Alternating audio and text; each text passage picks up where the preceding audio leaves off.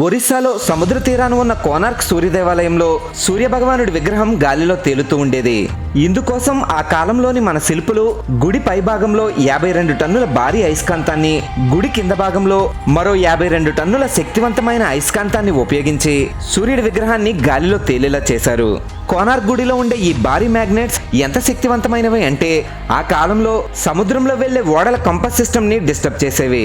అందుకే షిప్స్ పాడవకుండా పోర్చుగీస్ వాళ్ళు కోనార్క్ ఆలయంపై దాడి చేసి ఈ మ్యాగ్నెట్స్ ని ధ్వంసం చేశారు. ఇండియాలో బ్రిటిష్ వాళ్ళ రూలింగ్ వచ్చిన తర్వాత కోనార్క్ టెంపుల్ డోమ్ ని తొలగించి దానిపై పరిశోధన చేయడానికి రాత్రికి రాత్రి దాన్ని లండన్ తరలించారు. ఈ వాస్తవం పనామా పేపర్స్ లో తప్ప మన చరిత్ర పుస్తకాల్లో ఎక్కడా మనకి కనిపించదు. ఎలాంటి మోడర్న్ సైన్స్ అందుబాటులో లేని ఆ కాలంలో నీడతో ఖచ్చితమైన సమయాన్ని తెలుసుకున్న ఘనత భారతదేశానిది. అందుకే మన దేశాన్ని విశ్వగురువు అని అంటారు. డీటెయిల్డ్ వీడియో కోసం కింద ప్లే బటన్ పై క్లిక్ చేయండి.